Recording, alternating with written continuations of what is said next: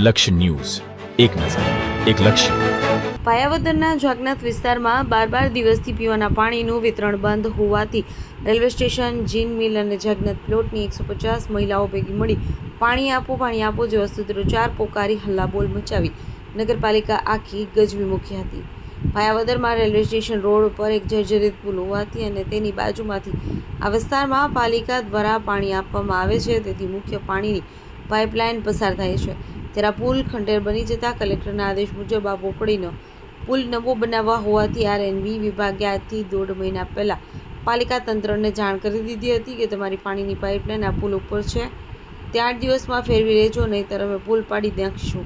છતાં પાલિકા દ્વારા 8 દિવસના બદલે જાણી જોઈને કામગીરીમાં ધીમી ગતિ વાપરી 8 દિવસ સુધી પાણીની પાઇપલાઇનનો કોઈ ઉકેલ ન આવતા આ વિસ્તારમાં 12 દિવસથી પીવાના પાણીનું વિતરણ બંધ હોવાથી આજે મહિલાઓની ધીરજ ખૂટી જતા તે વિસ્તારની તમામ મહિલાઓ ભેગી મળી ટોળારોપી પાલિકામાં સૂત્રોચ્ચાર કરી પાણી આપો જેવા નારા લગાવી હલ્લાબોલ મચાવી દીધો હતો.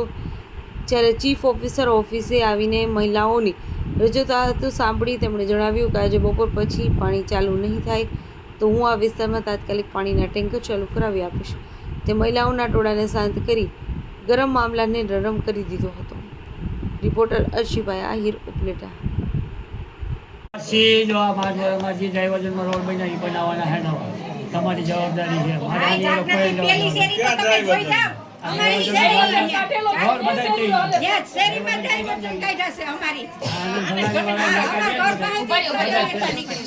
સમજાય બધું.